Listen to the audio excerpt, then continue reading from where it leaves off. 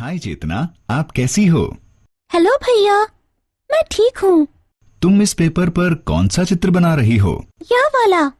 असल में मैं अपने स्कूल के प्रोजेक्ट पर काम कर रही हूँ। काम करने के लिए मेरे पास एक बहुत अच्छा विषय है। वह क्या है? कन्या भ्रूण हत्या का विषय है। मैं इसी विषय में अपना प्रोजेक्ट बना रही हूँ। यह बहुत दिलचस्प है।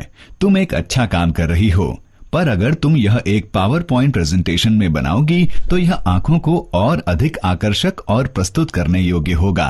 Power point presentation? वह क्या है? यह एक प्रेजेंटेशन है जिसे हम पावर पॉइंट का प्रयोग करके बना सकते हैं। पावर पॉइंट प्रेजेंटेशन में हम टेक्स्ट लिखकर और फोटो इंसर्ट करके एनिमेशन और साउंड के द्वारा प्रेजेंटेशन को और अधिक प्रभावशाली और रोचक बना सकते हैं। पावर पॉइंट के बारे में जानें। इस मॉड्यूल को पूरा करने के बाद आप इसकी उपयोगिता बताने में सक्षम हो जाएंगे। पावर पॉइंट के लाभ और सुविधाओं के बारे में बताने में, पावर पॉइंट प्रेजेंटेशन बनाने में, पावर पॉइंट का उपयोग कर स्लाइड्स तैयार करने में, पावर पॉइंट का उपयोग कर स्लाइड्स प्रस्तुत करने में। पावर पॉइंट एक प्रेजेंटेशन सॉफ्टवेयर या प्रोग्राम है और ये माइक्रोसॉफ्ट ऑफिस पैकेज का ही एक हिस्सा है। हम स्क्रीन पर प्रेजेंटेशन बनाने के लिए पावर पॉइंट का प्रयोग करते हैं। चलिए इस पर एक नजर डालें। यह एक पावर पॉइंट प्रेजेंटेशन है। इसमें टेक्स्ट, पिक्चर्स, साउंड और एनिमेशन होता है। प्रेजेंटेशन का प्रयोग करके हम अधिक दिलचस्प और आकर्षक तरीके से दर्शकों को जानकारी या डेटा पेश कर सकते हैं। पावर पॉइंट ऑफर गैलरी से पिक्चर्स और साउंड का प्रयोग करके हम प्रेजेंटेशन को और भी अधिक प्रभावशाली बना सकते हैं। हम स्लाइड्स के तत्वों को इच्छानुसार क्रम में दर्शाने के लिए एनिमेशन का प्रयोग कर सकते हैं। इसके अलावा हम स्क्रीन पर दिखने वाली स्लाइड में स्पेशल इफेक्ट्स जोड़ सकते हैं और प्रत्येक स्लाइड का समय रिहर्स कर सकते हैं। पावर पॉइंट हमें विभिन्न डिजाइन के एलिमेंट्स प्रदान करता है, जैसे ऑटो लेआउट और प्रेजेंटेशन टेम्पलेट्स। इन सब का भी प्रयोग कर हम प्रेजेंटेशन को और भी रोचक बना सकते हैं। हम अपनी प्रेजेंटेशन से स्पीकर नोट्स और ऑडियंस हैंडआउट्स भी बना सकते हैं। पावर पॉइंट के विभिन्न घटक हमें आउटलाइन के साथ प्रेजेंटेशन की सामग्री को व्यवस्थित करने में मदद करता है। पावर पॉइंट का प्रयोग करने से पहले चलिए हम पावर पॉइंट को चलाते या शुरू करते हैं और इसकी विंडो और तत्वों को जान लेते हैं। पावर पॉइंट को चलाने के लिए स्टार्ट बटन पर क्लिक करें। माउस को ऑल प्रोग्राम्स पर ले जाएं। माइक्रोसॉफ्ट ऑफिस पर क्लिक करें। माइक्रोसॉफ्ट ऑफिस पावर पॉइंट 2007 पर क्लिक करें। प्रेजेंटेशन 1 के रूप में डिफॉल्ट नाम से एक नई प्रेजेंटेशन बन जाएगी। प्रेजेंटेशन विंडो के विभिन्न भाग अन्य माइक्रोसॉफ्ट ऑफिस एप्लीकेशन जैसे MS वर्ड और MS एक्सेल के साथ कुछ टैब्स जैसे एनिमेशन और पावर पॉइंट के लिए विशिष्ट स्लाइड शो के समान होते हैं। आप देख सकते हैं कि रिबन या प्रेजेंटेशन को 3 वर्गों में बांटा गया है। यह प्रेजेंटेशन का डिफॉल्ट और साधारण दृश्य है। पैनल के बाईं ओर जो 2 स्लाइड्स की सूची प्रदर्शित होती है वह स्लाइड्स और आउटलाइन है। पैनल के नीचे की जगह टेक्स्ट के लिए है और आप यहां टेक्स्ट को लिखकर स्लाइड्स के नोट्स में ऐड कर सकते हैं। जब आप एक प्रेजेंटेशन बनाते हैं तो बाद में प्रयोग करने के लिए इसे उचित नाम के साथ सेव करें। प्रेजेंटेशन को सेव करने के लिए ऑफिस बटन पर क्लिक करें और सेव का चयन करें। सेव एज डायलॉग बॉक्स प्रकट होगा। यदि आप डॉक्यूमेंट को सेव करना चाहते हैं तो पहले स्थान और फोल्डर चुनें। फिर इसे खोलने के लिए फोल्डर पर डबल क्लिक करें। डॉक्यूमेंट के लिए फाइल का नाम कॉम्बो बॉक्स में लिखें।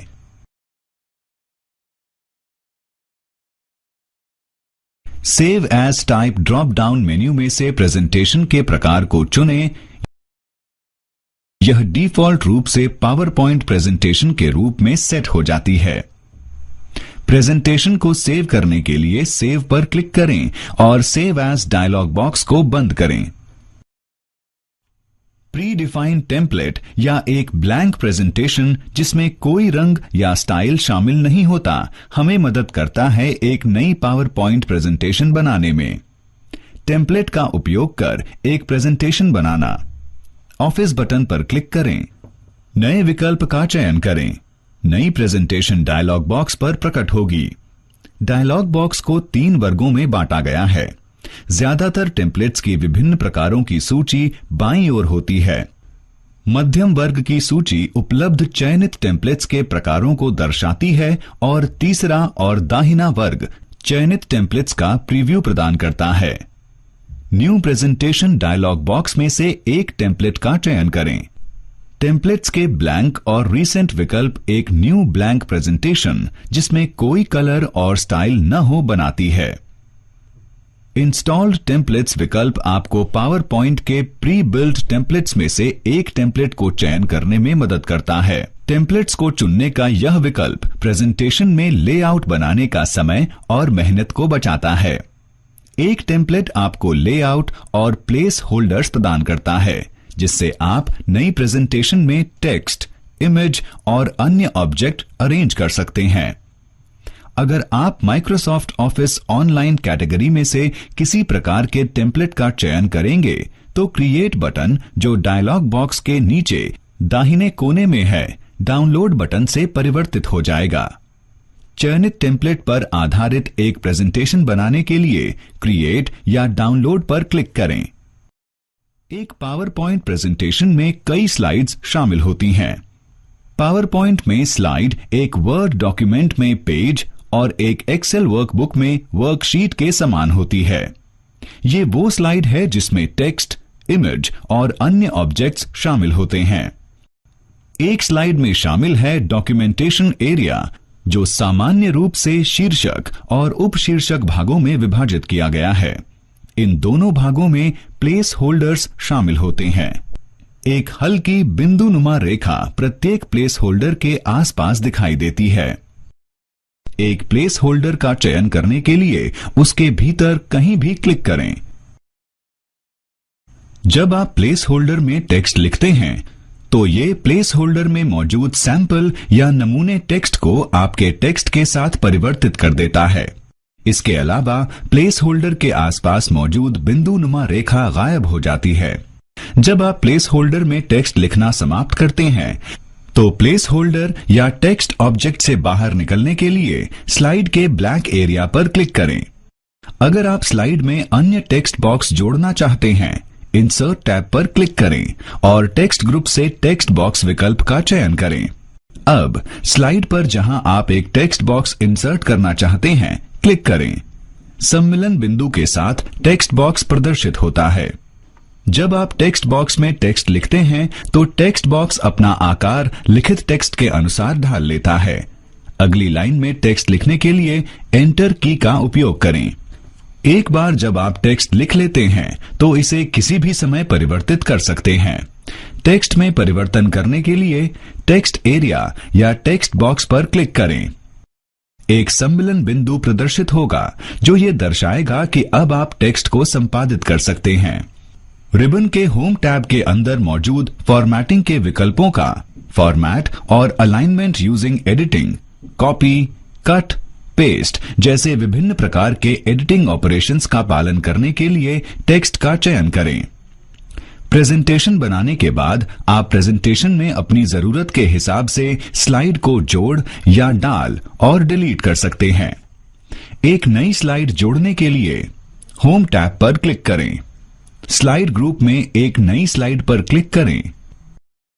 एक नई स्लाइड प्रेजेंटेशन में मौजूदा स्लाइड के बाद जुड़ जाती है। अगर आप विभिन्न लेआउट के साथ एक नई स्लाइड जोड़ना या इंसर्ट करना चाहते हैं तो ड्रॉप डाउन एरो पर न्यू स्लाइड विकल्प पर क्लिक करें। विभिन्न ऑफिस थीम्स सूचीबद्ध हैं। चयनित लेआउट के साथ एक नई स्लाइड जोड़ने या सम्मिलित करने के लिए एक लेआउट का चयन करें। आप प्रेजेंटेशन में से स्लाइड को डिलीट भी कर सकते हैं। स्लाइड डिलीट करने के लिए स्लाइड का चयन करें। होम टैब की स्लाइड ग्रुप में डिलीट क्लिक करें। आप चयनित स्लाइड को डिलीट करने के लिए डिलीट की भी दबा सकते हैं। चलिए देखते हैं कि कैसे हम एक स्लाइड को, क्लिप आर्ट पिक्चर्स को और स्लाइड में साउंड और मौजूदा वर्ड डॉक्यूमेंट को इंसर्ट कर सकते हैं। स्लाइड इंसर्ट करने के लिए जिसके बाद आप स्लाइड डालना चाहते हैं उस स्लाइड का चयन करें। होम टैब पर क्लिक करें। नई स्लाइड विकल्प पर क्लिक करें। नई स्लाइड को हम चयनित स्लाइड के बाद डालते हैं। क्लिप आर्ट पिक्चर्स को इंसर्ट करने के लिए जिस स्लाइड में आप क्लिप आर्ट पिक्चर्स को इंसर्ट करना चाहते हैं उस स्लाइड का चयन करें। इंसर्ट टैब पर क्लिक करें। क्लिप आर्ट विकल्प पर क्लिक करें। टेक्स्ट बॉक्स की खोज के लिए पिक्चर्स का नाम या कीवर्ड टाइप करें। गो बटन पर क्लिक करें।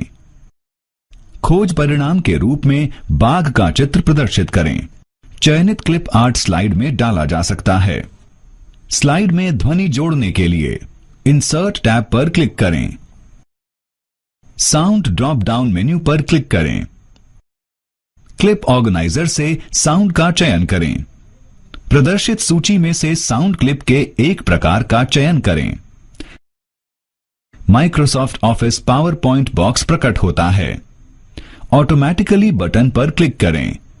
चयनित साउंड क्लिप डल गई है। स्लाइड शो के आरंभ होते ही साउंड क्लिप चलेगी। स्लाइड में मौजूदा वर्ड डॉक्यूमेंट डालने के लिए इंसर्ट टैब पर क्लिक करें। ऑब्जेक्ट विकल्प पर क्लिक करें। फाइल रेडियो बटन से क्रिएट पर क्लिक करें। ब्राउज बटन पर क्लिक करें। फोल्डर के माध्यम से ब्राउज करें और डॉक्यूमेंट का चयन करें। ब्राउज डायलॉग बॉक्स बंद करने के लिए क्लिक करें okay. Insert objects dialog box पर ओके क्लिक करें। चयनित डॉक्यूमेंट स्लाइड में डल जाते हैं। चलिए नीचे दिए गए चरणों में हम स्लाइड को, क्लिप आर्ट पिक्चर्स को और स्लाइड में साउंड और मौजूदा वर्ड डॉक्यूमेंट को इंसर्ट कैसे किया जाता है संक्षेप में जानते हैं। चरण 1, स्लाइड का चयन करें। चरण 2, होम टैब पर क्लिक करें। चरण 3, नई स्लाइड विकल्प पर क्लिक करें। चरण 4, इंसर्ट टैब पर क्लिक करें। चरण 5, क्लिप आर्ट विकल्प पर क्लिक करें। चरण 6, टेक्स्ट बॉक्स की खोज के लिए पिक्चर्स का नाम या कीवर्ड टाइप करें। चरण 7, गो बटन पर क्लिक करें। चरण 8, पिक्चर का चयन करें। चरण 9, इंसर्ट टैब पर क्लिक करें। चरण 10, साउंड ड्रॉप डाउन मेन्यू पर क्लिक करें। चरण 11, क्लिप ऑर्गेनाइजर से साउंड का चयन करें। चरण 12, प्रदर्शित सूची में से साउंड क्लिप के एक प्रकार का चयन करें। चरण 13, ऑटोमेटिकली बटन पर क्लिक करें। चरण 14, इंसर्ट टैब पर क्लिक करें। चरण 15, ऑब्जेक्ट विकल्प पर क्लिक करें। चरण 16, फाइल रेडियो बटन से क्रिएट पर क्लिक करें। चरण 17, ब्राउज बटन पर क्लिक करें। चरण 18, फोल्डर के माध्यम से ब्राउज करें और डॉक्यूमेंट का चयन करें। चलो हम इस विषय की संक्षेप में चर्चा करते हैं। पावर पॉइंट एक प्रेजेंटेशन सॉफ्टवेयर या प्रोग्राम है और ये माइक्रोसॉफ्ट ऑफिस पैकेज का ही हिस्सा है। प्रेजेंटेशन का प्रयोग करके हम अधिक दिलचस्प और आकर्षक तरीके से दर्शकों को जानकारी या डेटा पेश कर सकते हैं। एक पावर पॉइंट प्रेजेंटेशन में कई स्लाइड्स शामिल होती हैं। पावर पॉइंट में स्लाइड एक वर्ड डॉक्यूमेंट में पेज और एक्सेल वर्कबुक में वर्कशीट के समान होती है। पावर पॉइंट हमें picture, clip art images, word table और अन्य ऑब्जेक्ट अपनी प्रेजेंटेशन में डालने के ऑफर देता है, जिससे प्रेजेंटेशन दर्शकों को और अधिक रोचक लगती है। पावर पॉइंट भी अपनी प्रेजेंटेशन में अन्य ऑब्जेक्ट को इंसर्ट करने का ऑफर प्रदान करता है। इन ऑब्जेक्ट में बिटमैप इमेज, ग्राफ या चार्ट और अन्य डॉक्यूमेंट जैसे वर्ड डॉक्यूमेंट और एक्सेल वर्कबुक शामिल हो सकते हैं।